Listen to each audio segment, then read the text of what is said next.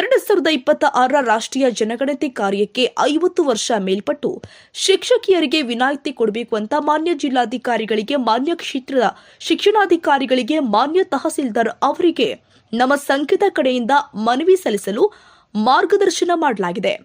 ಸಂಘಟನೆಯ ಏಕತೆ, ಶಿಸ್ತು ಮತ್ತು ಸಂಘಟಿತ ಕಾರ್ಯ ಪದ್ಧತಿ ಸಂಘದ ಬೆಳವಣಿಗೆಗೆ ಅತ್ಯಗತ್ಯವೆಂದು ಅವರು ಅಭಿಪ್ರಾಯಪಟ್ಟಿದ್ದಾರೆ.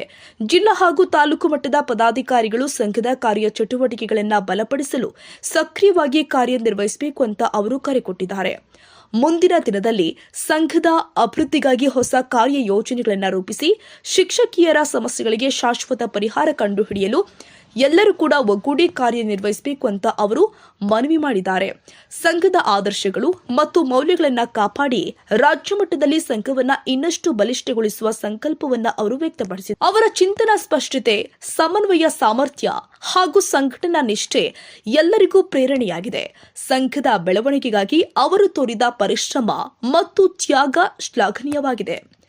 ರಾಜ್ಯಾಧ್ಯಕ್ಷರು ಮತ್ತು ಮಾರ್ಗದರ್ಶನ ಹಾಗೂ ಪ್ರೇರಣಾದಾಯಕ ಮಾತುಗಳು ಎಲ್ಲರಲ್ಲೂ ಹೊಸ ಉತ್ಸಾಹವನ್ನ ತುಂಬಿದ್ವು. ಸಂಘದ ಆದರ್ಶವನ್ನ ಕಾಪಾಡುತ್ತಾ ಶಿಕ್ಷಣ ಕ್ಷೇತ್ರದಲ್ಲಿ ಇನ್ನಷ್ಟು ಪ್ರಗತಿಯನ್ನ ಸಾಧಿಸುವ ದಿಕ್ಕಿನಲ್ಲಿ ನಾವು ಎಲ್ಲರೂ ಅವರೊಂದಿಗೆ ಕೈಜೋಡಿಸೋಣ ಎಂಬ ಸಂಕಲ್ಪವನ್ನ ಈ ಸಭೆಯಲ್ಲಿ ನಿರ್ಧರಿಸಲಾಗಿದೆ. ಇದೇ ಸಂದರ್ಭದಲ್ಲಿ ರಾಷ್ಟ್ರ ಸಹ ಕಾರ್ಯದರ್ಶಿ ಮತ್ತು ರಾಜ್ಯ ಪ್ರಧಾನ ಕಾರ್ಯದರ್ಶಿಗಳು ಆದ ಶ್ರೀಮತಿ ರಾಜೇಶ್ವರಿ ಸಜ್ಜೇಶ್ವರ ಅವರು ಸಂಘಟನಾ ನಿಯಮಗಳು, ನಾಯಕತ್ವದ ಜವಾಬ್ದಾರಿಗಳು ಹಾಗೂ ಕಾರ್ಯಕ್ರಮದ ಮಹತ್ವ ಸ್ಪಷ್ಟವಾಗಿ ವಿವರಿಸಿ ಪದಾಧಿಕಾರಿಗಳಿಗೆ ದಿಕ್ಕು ತೋರಿದ ರೀತಿಯು ಅತ್ಯಂತ ಶ್ಲಾಘನೀಯವಾಗಿದೆ. ರಾಜ್ಯ ಕೋಶಾಧ್ಯಕ್ಷರು ಆದ ಶ್ರೀಮತಿ ಪಲ್ಲವಿ ಅವರು ತಂತ್ರಜ್ಞಾನದಲ್ಲಿ ನಮ್ಮ ಸಂಘದ ಪ್ರಗತಿಯ ಕುರಿತು ತಿಳಿಸುತ್ತಾ ಸಹಾಯವಾಣಿ ವೆಬ್ಸೈಟ್ ಬಳಕೆ ಬಗ್ಗೆ ಪ್ರಾಯೋಗಿಕವಾಗಿ ಪ್ರಸ್ತುತಪಡಿಸಿದರು. ಸಭೆಗೆ ಆಗಮಿಸಿದ ರಾಷ್ಟ್ರ ಹಾಗೂ ರಾಜ್ಯ ಕಾರ್ಯಕಾರಿಣಿ ಮಂಡಳಿಯ ಸದಸ್ಯರು ಹಾಗೂ ಆಪ್ತ ಕಾರ್ಯದರ್ಶಿಗಳು ತಮ್ಮ ಅಮೂಲ್ಯ ಸಲಹೆ ಸೂಚನೆಗಳು, ಅನುಭವ ಹಂಚಿಕೆಗಳ ಮೂಲಕ ಸಭೆಯನ್ನ ಇನ್ನಷ್ಟು ಅರ್ಥಪೂರ್ಣವಾಗಿ ರೂಪಿಸಲು ಸಹಕರಿಸಿದರು. ಅವರ ಉಪಸ್ಥಿತಿಯೇ ಸಭೆಯ ಘನತೆ ಹಾಗೂ ಮಹತ್ವವನ್ನ ಹೆಚ್ಚಿಸಿತು.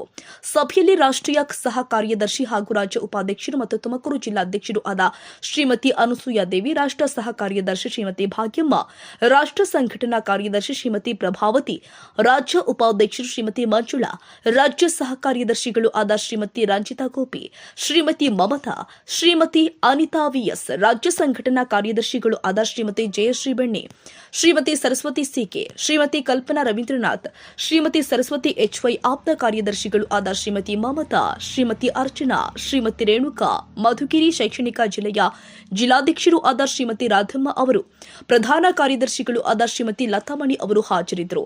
ಈ ಕಾರ್ಯಕ್ರಮದ ನೇತೃತ್ವ ವಹಿಸಿದ ಮಧುಗಿರಿ ಶೈಕ್ಷಣಿಕ ಜಿಲ್ಲೆಯ 4 ತಾಲೂಕುಗಳ ಅಧ್ಯಕ್ಷರು, ಕಾರ್ಯದರ್ಶಿಗಳು, ಹೊಸದಾಗಿ ಆಯ್ಕೆಯಾದ ಅಧ್ಯಕ್ಷರು ಹಾಗೂ ಎಲ್ಲ ಪದಾಧಿಕಾರಿಗಳಿಗೆ ಸಂಘದ ಪರವಾಗಿ ಹೃತ್ಪೂರ್ವಕ ಧನ್ಯವಾದಗಳನ್ನು ಸಲ್ಲಿಸಲಾಗಿದೆ.